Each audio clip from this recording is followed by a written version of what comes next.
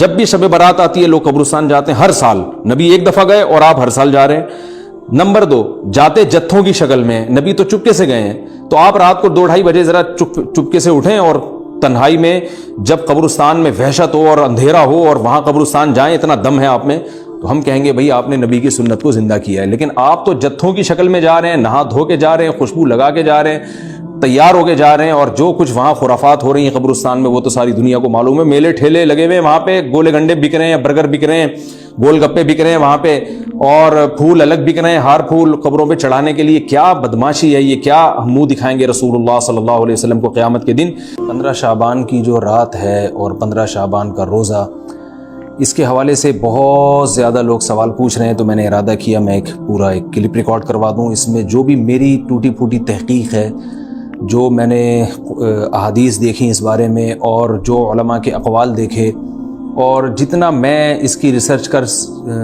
سکا ہوں, اس کا ایک خلاصہ آپ کے سامنے رکھ دوں. اگر میں وہ تمام احادیث آپ کو پڑھ پڑھ کے سناؤں, پھر ایک ایک کی سند پڑھوں, پھر ایک ایک کی سند پہ بحث کروں, تو وہ بات بہت ہو جائے گی لمبی اور کلپ بہت طویل ہو جائے گا. تو ایک خلاصے کے طور پر پوری جو ایک تحقیق ہے وہ میں آپ کے سامنے رکھنا چاہتا ہوں. تو 15 شعبان کی جو رات ہے جس کو شب برات کہا جاتا ہے, اس کا نام شب برات کسی بھی حدیث سے ثابت نہیں ہے, اس لیے عرب اس کو اکثر لیلۃ النصف من شعبان کہتے ہیں, کہ شعبان کے جو نصف ہے اس کی رات. خیر, اس کا نام شب برات ہو اگر اس وجہ سے برات کے اس میں اللہ تعالیٰ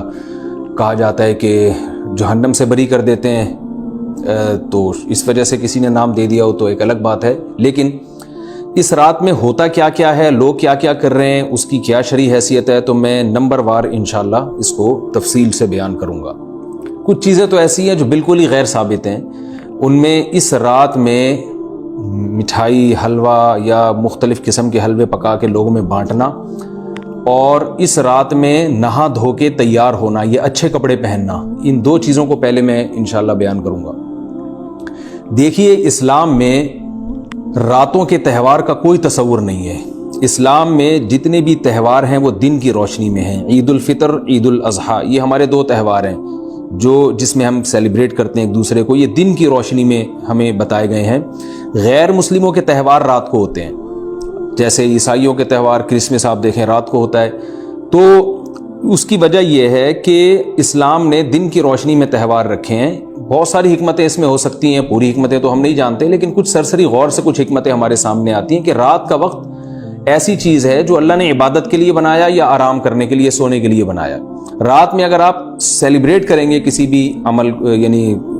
کوئی خوشی منائیں گے, تو اس میں انسان کی گناہوں کی طرف توجہ زیادہ جاتی ہے.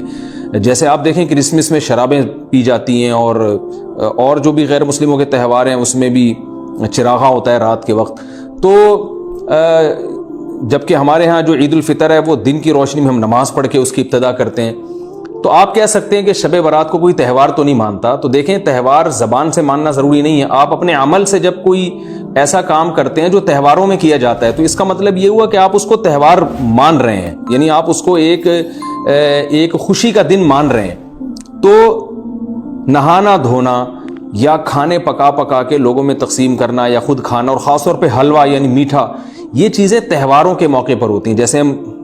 عید الفطر والے دن صبح سوئیاں بناتے ہیں, میٹھا بناتے ہیں, کھاتے ہیں, لوگوں کو کھلاتے ہیں, نہاتے ہیں, اچھے کپڑے پہنتے ہیں. جمعے والے دن بھی, جمعے میں بھی عید کا عنصر ہے حدیث میں, اس کو بھی عید قرار دیا, اس دن بھی ہم نہا دھو کے کپڑے پہنتے ہیں. تو جو لوگ 15 شعبان کی رات کو نہاتے دھوتے ہیں, اسپیشلی اس رات کو کہ بھئی آج کوئی تہوار ہے یا آج کوئی خوشی کا دن ہے, اور مٹھائیاں کھاتے ہیں یا حلوے پکاتے ہیں, تو وہ زبان سے اس کو تہوار نہ بھی کہیں, اپنے عمل سے یہ بتاتے ہیں کہ یہ تہوار ہے, جبکہ یہ تہوار نہیں ہے. اسلام میں کوئی اس کی ایک ضعیف روایت بھی نہیں ہے کہ آپ صلی اللہ علیہ وسلم نے, میرے علم میں نہیں ہے کم از کم, ہو سکتا ہے کوئی موضوع من گھڑت روایت موجود ہو جس میں کوئی کہیں بھی نہیں ہے کہ آپ صلی اللہ علیہ وسلم نے اس رات کو ہمیں نہانے کا حکم دیا ہو, یا اچھے کپڑے پہننے کا حکم دیا ہو, یا کھانے پینے کا یا حلوے کھلانے کا, ہمیں حلوے مانڈے کا ہمیں حکم دیا ہو. تو اللہ کا واسطہ یہ بدعت ہے, اس کو ختم کریں اپنے معاشرے سے. اور اسلام میں تہوار کا ٹائم دن میں ہوتا ہے. عید الفطر, عید الاضحیٰ ہے جس میں ہم دن میں قربانی کرتے ہیں اور کھاتے ہیں, پیتے ہیں, نہاتے ہیں, دھوتے ہیں. راتوں کے یہ کام نہیں ہے, رات کو آپ سوئیں یا عبادت کریں. تو ایک چیز تو یہ تھی جو میں بتانا چاہ رہا تھا. دوسری چیز, اس رات کو قبرستان جانا. دیکھیے اس بارے میں حدیث پیش کی جاتی ہے، مشہور حدیث ہے، لوگ سنتے رہتے ہیں کہ نبی صلی اللہ علیہ وسلم رات کو اٹھے اور امی عائشہ رضی اللہ تعالیٰ عنہ بھی آپ کے پیچھے چلی گئیں اور آپ صلی اللہ علیہ وسلم جنت البقیع میں مغفرت کی دعا مانگ کے تشریف لے آئے واپس. تو یہ حدیث انتہائی درجے کی ضعیف حدیث ہے، اور ایک تو ضعیف حدیث ہے، دوسری بات یہ کہ اگر ہم تھوڑی دیر کے لیے فرض کر لیں یہ صحیح حدیث ہے اور ہم کہتے ہیں کہ بھئی نبی صلی اللہ علیہ وسلم نے یہ عمل کیا ہے، تو صحابہ میں سے کسی سے ضعیف حدیث سے بھی ثابت نہیں ہے کہ کوئی اس رات قبرستان گئے ہوں. حضرت ابو بکر کے بارے میں کوئی روایت نہیں ملتی کہ اس رات قبرستان گئے ہوں، حضرت عمر کے بارے میں کوئی روایت نہیں ملتی، یہ کسی ایک صحابی کے بارے میں نہیں. تو آپ مجھے بتائیں کہ یہ کیسی سنت ہے کہ جو صحابہ کی سمجھ میں نہیں آئی اور ہماری سمجھ میں آ گئی ہے. تو مشرکین مکہ یہ کہا کرتے تھے لو کان خیرن ما سبقونا الیہ، قرآن مجید کی آیت ہے کہ اگر یہ اسلام میں کوئی خیر ہوتی تو یہ صحابہ ہم سے پہل نہ کرتے. یہ صحابہ نے ہم سے پہل کیا ہے، اس کا مطلب ہے یہ اسلام خیر کا کام نہیں ہے. تو مشرکین کو صحابہ سے چونکہ نفرت تھی اس لیے کہتے تھے کہ یہ چونکہ اسلام کو فالو کر رہے ہیں تو یہ اس کی علامت ہے کہ اسلام خیر نہیں ہے، کیونکہ خیر میں تو ہم صحابہ سے آگے ہوتے ہیں. اپنے بارے میں ان کا یہ اس خوش فہمی میں مبتلا تھے وہ. لیکن ہماری رائے کیا ہے؟ ہم یہ کہتے ہیں کہ لو کان خیرن لسبقونا الیہ. وہ کہتے تھے لا سبقونا، ہم کہتے ہیں لسبقونا، کہ اگر کوئی بھی خیر کا کام ہے تو صحابہ ہم سے ضرور اس میں پہل کریں گے. یہ ہو نہیں سکتا کہ خیر کا کام ہم کریں اور صحابہ نے نہ کیا ہو. تو اسی طرح میں یہ عرض کرتا ہوں کہ دیکھیں اگر قبرستان جانا اس رات میں سنت عمل ہوتا تو صحابہ یقیناً جایا کرتے. کوئی ایک صحابی تو گیا ہو، یہ کیسی بات ہے جو صحابہ کی سمجھ میں نہیں آئی اور ہماری سمجھ میں آ رہی اور ہم قبرستان جا رہے ہیں اس رات کو. چلیں اگلا اسٹیپ تھوڑی دیر کے لیے فرض کر لیتے ہیں کہ نبی صلی اللہ علیہ وسلم جو ایک رات قبرستان گئے، فرض کر لیں وہ حدیث بھی صحیح ہے. یہ بھی فرض کر لیں کہ صحابہ اگرچہ نہیں گئے مگر ہم صحابہ سے بھی زیادہ آگے نکلنے کی کوشش کرتے ہیں اور صحابہ کو سمجھ میں نہیں آیا، ہمیں سمجھ میں آ گیا. تو چلیں فرض کر لیں تھوڑی دیر کے لیے کہ اس رات کو جانا ہم سنت مان لیتے ہیں، آپ کے دلائل ہم مان لیتے ہیں اور صحابہ کی سمجھ میں نہیں آئے لیکن ہماری سمجھ میں زیادہ آ رہا ہے. ہم فرض کر لیتے ہیں،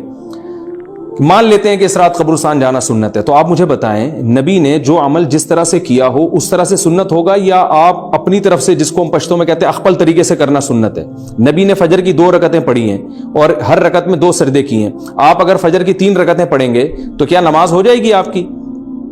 اب آپ دلیل میں یہ کہیں کہ نبی نے فجر کی نماز پڑھی ہے تو مجھ پر بھی لازم ہے. تو بھائی نبی نے پڑھی ہے تو جیسے نبی کے پڑھنے سے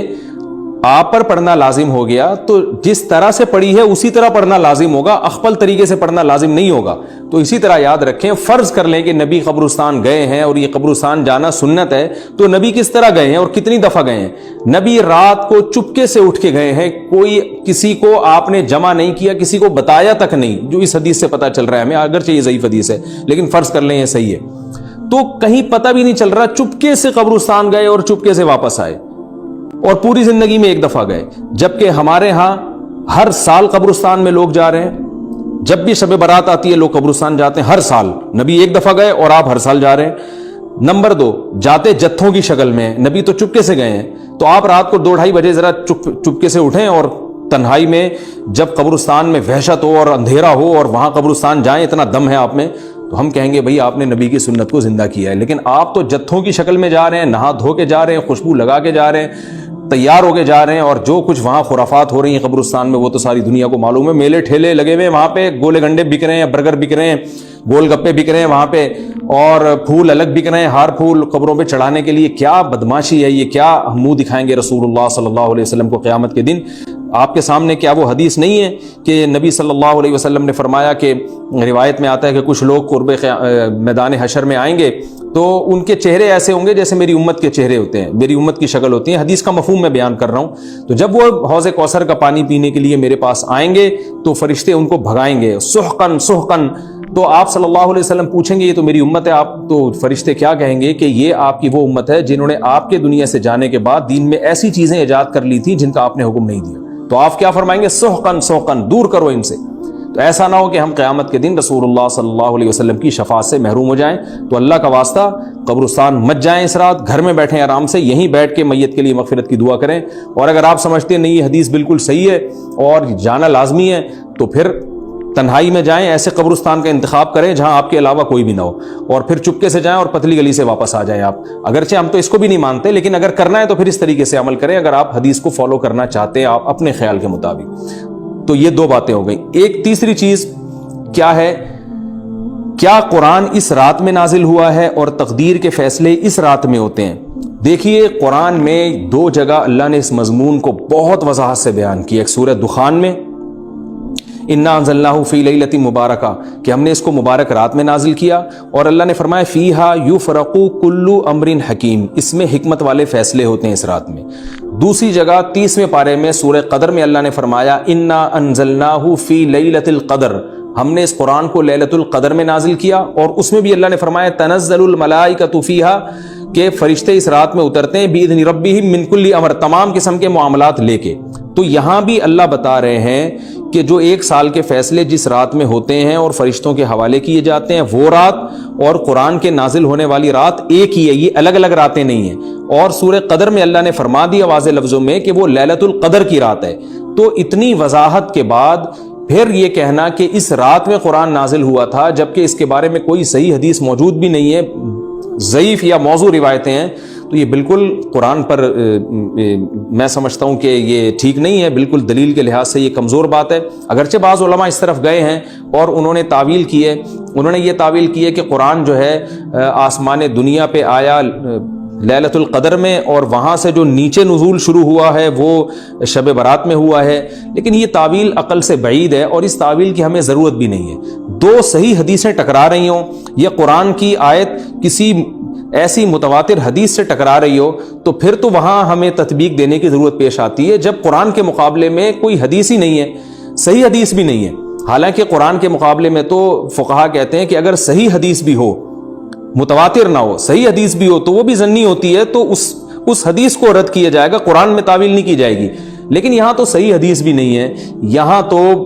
ایک ضعیف روایت ہے اور ضعیف اقوال ہیں, آپ اس کو کیسے قرآن کے مقابلے میں لا سکتے ہیں؟ تو جو بالکل بے غبار بات ہے وہ یہی ہے کہ اللہ تعالیٰ نے قرآن مجید کو لیلۃ القدر میں نازل کیا جو رمضان کے آخری عشرے میں ہوتی ہے, اور اسی لیلۃ القدر میں فیصلے بھی ہوتے ہیں. اور بعض لوگ کہتے ہیں اس میں حرج کیا ہے کہ ہم 15 شعبان کو بھی فرض کر لیں, اس میں قرآن نازل ہوا اور لیلۃ القدر میں بھی. بھائی اس سے لیلۃ القدر کی ویلیو کم ہوتی ہے. اللہ تو لیلۃ القدر کی ویلیو بڑھا رہے ہیں کہ یہ ایسی رات ہے جس میں ایک سال کے فیصلے بھی کر دیے جاتے ہیں اور اس میں قرآن مجید کا نزول بھی شروع ہوا. تو جس رات کو اللہ نے جو پروٹوکول دیا ہے وہی پروٹوکول اس کو دینا چاہیے, آپ اس کو کسی اور رات کو نہ دیں وہ پروٹوکول. تو یہ تیسرا مسئلہ ہوا. پہلا مسئلہ حلوے مانڈے کا اور نہانے دھونے کا, وہ بھی غلط ہے. دوسرا مسئلہ قبرستان جانے کا, وہ بھی ٹھیک نہیں ہے. تیسرا مسئلہ کہ اس رات میں قرآن نازل ہوا اور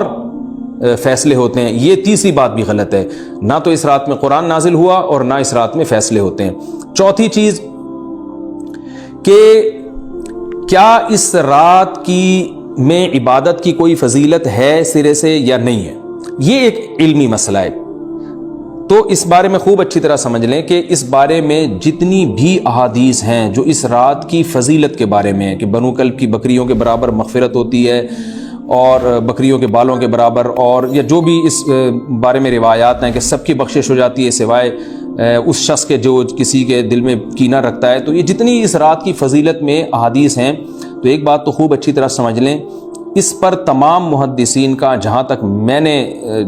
دیکھا ہے, تمام محدثین کا اتفاق ہے کہ اس کی فضیلت میں صحیح حدیث ایک بھی نہیں ہے. اس رات کی فضیلت میں ایک بھی صحیح حدیث موجود نہیں ہے. لیکن ضعیف روایتیں اتنی کثرت سے ہیں کہ ایک الگ محدثین کا اصول ہے کہ جب ضعیف روایتیں کی سندیں زیادہ ہو جائیں تو وہ حسن بن جاتی ہے, یعنی قابل قبول ہو جاتی ہے وہ, کیونکہ بہت ساری کمزور چیزیں مل کے اس میں کچھ قوت پیدا کر دیتی ہیں. تو اب جن علماء نے احادیث کے ضعف کی طرف دیکھا کہ ایک بھی صحیح روایت نہیں ہے, انہوں نے اس رات کا بالکلیہ انکار کر دیا کہ اس رات کی سرے سے کوئی فضیلت نہیں ہے. لیکن جن علماء نے اصول حدیث کی طرف دیکھا اور فقہ کے ایک اصول کی طرف دیکھا کہ کثرت روایات درجہ حسن تک پہنچ جاتی ہیں, ضعیف روایات, تو انہوں نے کہا کہ بالکل اس رات کی فضیلت کا انکار ہی سرے سے کر دینا یہ غلط ہے. تو جمہور اس طرف گئے ہیں کہ اس رات کی فضیلت کا بالکلیہ انکار کر دینا یا اس کی عبادت کی فضیلت کا بالکلیہ انکار کر دینا یہ ٹھیک نہیں ہے. لیکن کچھ علماء, وہ بھی بڑے محقق علماء ہیں, وہ اس طرف گئے ہیں کہ اس رات کی سرے سے کوئی فضیلت اسلام میں ہے ہی نہیں. اب میں دونوں طرف کے علماء کا کچھ تھوڑا سا تجزیہ پیش کرتا ہوں. تو جو علماء یہ کہتے ہیں کہ اس رات کی فضیلت ہے، اور فضیلت میں کثرت سے روایات ہیں، اور اس میں بڑے بڑے علماء داخل ہیں۔ امام شافعی رحمہ اللہ تعالی جیسے مجتہد بھی ہیں جو اس رات کی فضیلت کے قائل ہیں۔ باقی ائمہ سے مجھے جو ہے نا امام ابو حنیفہ سے کچھ نہیں ملا اس رات کی فضیلت کے بارے میں، اور امام احمد ابن حنبل سے بھی مختلف روایات ملی ہیں، اس لیے میں جزم سے کسی اور امام کے بارے میں نہیں کہہ سکتا، لیکن امام شافعی سے بہرحال اس کی فضیلت صراحتاً منقول ہے، اگرچہ انہوں نے بھی اعتراف کیا ہے کہ اس کی روایات کے بارے میں جتنی اس بارے میں روایات ہیں وہ ضعیف ہیں، لیکن وہی ایک اصول ہے کہ جب ضعیف روایات بہت کثرت سے ہوتی ہیں تو درجہ حسن تک پہنچ جاتی ہیں۔ تو اس اصول کے تحت جمہور اس کے قائل ہیں کہ اس رات میں عبادت اگر ہم کرتے ہیں تو دوسری راتوں کی نسبت ہمیں ثواب زیادہ ملتا ہے، لیکن جو بعض دوسرے علماء جو بالکل ہی اس رات کی فضیلت کے منکر ہیں، ان کے دلائل میں یہ ہے کہ یہ بات اگرچہ درست ہے کہ اگر ضعیف روایات کثرت سے ہوں تو وہ درجہ حسن تک پہنچ جاتی ہیں، لیکن وہ کہتے ہیں کہ کچھ قرائن ایسے ہیں جن قرائن سے پتہ چلتا ہے کہ جو ہے ان قرائن کو اگر سامنے رکھا جائے تو وہ ان کی رائے یہ ہے کہ پھر ان کا خیال یہ ہے کہ ان کا رجحان اس طرف ہے کہ اس رات کی سرے سے کوئی فضیلت نہیں ہے۔ ان قرائن میں ایک چیز یہ بھی ہے کہ اس کے بارے میں جو روایات ہیں ان میں بہت زیادہ ثواب کی بشارت سنائی گئی ہے۔ تو بعض محدثین کا یہ اصول ہے کہ کسی رات کے بارے میں یا کسی خاص عمل کے بارے میں بہت زیادہ کہیں غلو ہوتا ہے یا مبالغہ ہوتا ہے، غلو تو نہیں کہہ سکتے، تو یہ خود ایک اس طرف اشارہ ہوتا ہے کہ یہ ایک ذوف ہے، اگرچہ یہ کوئی اتنی مضبوط بات نہیں ہے، لیکن بہرحال جو علماء اس کی فضیلت کے بالکل منکر ہیں ان کی ایک دلیل میں آپ کے سامنے پیش کر رہا ہوں۔ دوسری بات یہ ہے کہ جو علماء اس کی فضیلت کے بالکل بھی قائل نہیں ہیں، ان کی ایک بڑی دلیل یہ بھی ہے، جن میں ہمارے شیخ حضرت مفتی رشید احمد صاحب رحمہ اللہ تعالیٰ بھی تھے، اگرچہ انہوں نے اس بارے میں کوئی صراحتاً فتویٰ نہیں دیا، لیکن وہ یہ اشکال ظاہر کیا کرتے تھے کہ شریعت میں جب بھی کسی وقت کی یا کسی خاص رات کی کوئی فضیلت آتی ہے تو اللہ تعالیٰ اس کو جو ہے وہ اس کا صحیح ٹائم نہیں بتاتے، بلکہ اس میں اختلاف ڈال دیتے ہیں۔ اس کی مثال ایسے ہے جیسے جمعے کے دن حدیث میں آتا ہے کہ ایک وقت جمعے میں ایسا آتا ہے جس میں دعا لازمی قبول ہوتی ہے، اب ظاہر ہے وہ بڑا فضیلت کا وقت ہے، تو وہ وقت ہمیں متعین طور پہ بتایا نہیں گیا ہے، اس لیے علماء کا اس میں اختلاف ہوا، بعض نے کہا عصر کے بعد، بعض نے کہا کہ 2 خطبوں کے درمیان۔ لیلۃ القدر کو دیکھ لیں، لیلۃ القدر کی فضیلت میں قرآن بھی ہے، بہت ساری احادیث ہیں، لیکن لیلۃ القدر کی رات ہے کون سی یہ اللہ نے اس میں ابہام ڈال دیا۔ طاق راتوں میں 21 بھی ہو سکتی ہے، 23 بھی ہو سکتی ہے، بعض بلکہ حدیث سے 22ویں رات کا بھی ہونا ثابت ہے، زیادہ امکان 27ویں رات کا ہوتا ہے، تو وہ متعین نہیں ہے۔ تو جو علماء کہتے ہیں اس کی سرے سے کوئی فضیلت ہی نہیں ہے، ان کا رجحان وہ ان کی ایک یوں سمجھیں کہ دلیل تو نہیں لیکن ایک استئناس کہتے ہیں اس کو، کہ اس سے ان کے اس نظریے کو تقویت ملتی ہے کہ اگر یہ اس کی اتنی زیادہ فضیلت ہے تو اس کی تعیین میں اختلاف بالکل بھی نہیں ہے، تو یہ وہ کہتے ہیں کہ یہ مزاج شریعت کے خلاف ہے۔ اور تعیین میں اختلاف ہوتا کیوں ہے؟ علماء نے بیان کیا اگر لیلۃ القدر کو متعین طور پہ بیان کر دیا جاتا نا کہ یہی لیلۃ القدر ہے تو بہت ساری اس میں جو ہے نا حکمتیں فوت ہو جاتی، جن میں ایک یہ بھی کہ اس رات میں جہاں عبادت کا ثواب بہت ہے، گناہ کا عذاب بھی بہت ہے، پھر اگر اس رات میں کوئی گناہ کرتا تو وہ اللہ کے عذاب سے نہ بچ پاتا، کیونکہ وہ اللہ متعین کر دیا کہ یہ لیلۃ القدر ہے، تو کیسے تم اس میں گناہ کر رہے ہو؟ اب معاملہ اللہ نے مبہم رکھ دیا کہ بھئی یہ بھی ہو سکتی ہے تو اگلے دن بھی ہو سکتی ہے۔ اور ایک فائدہ یہ بھی اس میں رکھا متعین نہ کرنے میں کہ لیلۃ القدر انہی کو ملے جو تلاش کریں، جو پورا عشرہ جاگیں گے ان کو لیلۃ القدر ملے گی۔ اگر اللہ اسپیسیفک دن بتا دیتا کہ 21ویں ہے، 23ویں ہے یا 25ویں ہے یا 22ویں ہے تو بہت سارے لوگوں کو لیلۃ القدر مل جاتی، تو اللہ نے جو مبہم رکھا ہے نا، تو ایک رات کی فضیلت اللہ نے بڑھا دی مگر اس کی تعیین میں ابہام پیدا کر دیا تاکہ جو پورا عشرہ جاگے گا اسی کو لیلۃ القدر ملے گی، اس کے علاوہ ہر آدمی کو نہ ملے۔ وہ ایک اللہ کی ایک حکمت ہو سکتی ہے اس میں۔ تو یہ 2 حکمتیں ہیں کہ اس میں گناہ اگر کوئی کرے تو اس پر عذاب نہ آ جائے، کیونکہ اگر متعین کر دیا جائے گا تو پھر گناہ کیسے تم کر رہے ہو اس رات میں، تو اللہ نے اس میں بھی ابہام پیدا کر دیا۔ جو گناہ کرنے والا ہے اگرچہ وہ بڑا گناہ گار ہے اس رات میں، چاہے وہ رمضان کا آخری عشرے میں کسی رات میں بھی گناہ کرتا ہے، لیکن کم از کم اتنا عذر تو ہے کہ اس کو کیا پتا تھا کہ یہ آج لیلۃ القدر ہوگی۔ تو جو 15 شعبان کی رات ہے اس کی بہت زیادہ فضیلت ہے، تو پھر یہ رات کو متعین کیوں کر دیا گیا؟ یہ ان علماء کی دلیل میں بیان کر رہا ہوں جو اس کی فضیلت کے بالکل بھی قائل نہیں ہیں، لیکن بہرحال حقیقت یہ ہے کہ جمہور علماء اس کی فضیلت کے قائل ہیں، کیونکہ یہ جو میں نے دلائل دیے کہ وہ علماء جو اس کی فضیلت کے سرے سے منکر ہیں ان کے یہ دلائل کو ہم دلیل نہیں کہیں گے بلکہ استئناس کہیں گے کہ استیناس کہتے ہیں کہ ایک چیز استدلال نہیں ہے بلکہ ان اپنے نظریے کی تقویت کے طور پر ایک چیز کو پیش کر دینا جس سے یہ لگتا ہو کہ واقعی یہ صحیح کہہ رہے ہیں، اس کو استیناس کہتے ہیں، میں جو آسان لفظوں میں سمجھانے کی کوشش کر رہا ہوں۔ اور ایک استدلال کہتے ہیں کہ ایک ریسرچ کو، ایک پوری تحقیق کو۔ تو جمہور کا مذہب ایک اصول پر مبنی ہے کہ بھئی اتنی ساری روایات ہیں اور ضعیف ہیں، ان میں ٹھیک ہے کچھ موضوع بھی ہیں لیکن بہت ساری ایسی ہیں جو موضوع بھی نہیں ہیں، تو ضعیف روایات ہیں جب اتنی کثرت سے ہیں اور اس میں ہے بھی عبادت کا تذکرہ تو عبادت کرنے میں کوئی حرج بھی نہیں ہے، تو لہذا انہوں نے اس کو جو ہے نا اس کو دلیل بنایا ہے اور اصول کے لحاظ سے یہ بات درست ہے۔ تو اس اصول کو اگر کوئی فالو کرنا چاہے تو اس رات کی عبادت اس کے لیے بالکل ٹھیک ہے اور اللہ کی رحمت سے امید ہے کہ اس میں اس کو ثواب زیادہ ملے گا۔ تو جمہور ایک طرف ہیں اور بعض علماء دوسری طرف ہیں۔ تو یہ میں نے صرف اس لیے بیان کر دیا کہ اس رات کی فضیلت میں اتفاق نہیں ہے بلکہ مختلف فی ہے، مجتہد فی ہے، اختلاف رائے اس میں ہو سکتا ہے۔ تو اگر کوئی عالم اس رات کی فضیلت کا بالکلیہ انکار کرے اور ان علماء کا بھی احترام کرے جو اس رات کی فضیلت کے قائل ہیں تو پھر اس عالم پر رد کرنے کا حق نہیں ہے۔ دوبارہ میں اپنی بات کو ریپیٹ کرتا ہوں، اگر کوئی عالم یہ کہے کہ اس رات کی سرے سے کوئی فضیلت نہیں ہے تو اس عالم پر طعن و تشنیع جائز نہیں ہے کیونکہ ان کے بھی کچھ نہ کچھ استدلالات ہیں۔ ہاں اگر کوئی عالم اس رات کی فضیلت کا انکار کر کے جمہور کے مذہب کو بالکل غلط قرار دیں اور اس عمل کو یہاں اس رات کی عبادت کو بالکل بدعت قرار دیں اور جو اس رات میں عبادت کر رہے ہیں یا اس کی فضیلت کے قائل ہیں ان کو بدعتی قرار دیں تو یہ غلو ہو جائے گا، یہ زیادتی ہو جائے گی جو کہ بالکل غلط ہے۔ کیونکہ جب دونوں طرف دلائل ہیں تو اعتدال والی رائے اختیار کرنی چاہیے اور کسی ایک طرف بہت زیادہ جھکاؤ یا کسی ایک کو 100% غلط قرار دے دینا، بدعتی قرار دے دینا یہ درست نہیں ہے۔ تو ہماری قوم میں ایک مزاج ہے کہ بس اپنی رائے کو مسلط کرتے ہیں اور دوسرے کی رائے کو مانتے ہی نہیں۔ تو عوام کے لیے کیا ہے؟ لوگ کہتے ہیں مفتی صاحب کنفیوز کر دیا آپ نے، تو لٹکا کے چھوڑ دیا ہمیں۔ بھائی میں کنفیوز نہیں کر رہا، عوام جمہور کے مذہب کو فالو کرے گی، جمہور میں بڑے بڑے علماء ہیں، وہ اس کی فضیلت کے قائل ہیں اور وہ اس کے قائل ہیں کہ اس رات میں عبادت کرنی چاہیے، تو آپ جمہور کے مذہب کو فالو کر سکتے ہیں۔ تو اب یہ بات تو ہو گئی جمہور کا مذہب، میں نے آپ کو بتایا کہ وہ اس رات میں فضیلت کے قائل ہیں کہ اس رات میں عبادت کرنی چاہیے، لیکن کیسے کرنی چاہیے اس پر تمام علماء کا اتفاق ہے کہ مسجد میں جتھے بنا کے جانا یا اجتماعی عبادت کرنا یہ بالکل بدعت ہے، بالکل ناجائز ہے۔ اسی طرح کوئی مخصوص قسم کی نماز پڑھنا کہ پہلی رکعت میں یہ والی صورت تو دوسری میں یہ والی صورت تو تیسری میں یہ والی صورت، یہ بالکل بدعت ہے۔ صلاۃ التسبیح کی جماعتیں بدعت ہیں۔ تو ایک ہی راستہ ہے آپ کے پاس، آپ عبادت کرنا چاہتے ہیں تو انفرادی طور پر ایسے عبادت کریں جیسے عام دنوں میں آپ عبادت کرتے ہیں، ویسے ہی نماز پڑھیں جیسے عام دنوں میں نماز پڑھتے ہیں۔ کوئی مخصوص صورتیں، مخصوص رکعتیں نہیں ہیں، جتنی اللہ توفیق دے تنہائی میں آپ 2 رکعتیں، تہجد کی 4 رکعتیں، 6 رکعتیں، 8 رکعتیں، 16 رکعتیں، جتنی اللہ توفیق دے آپ رات کو کھڑے ہو کر انفرادی نماز پڑھیں، دعائیں مانگیں اللہ تعالیٰ سے، قرآن کی تلاوت کریں، تسبیحات کریں،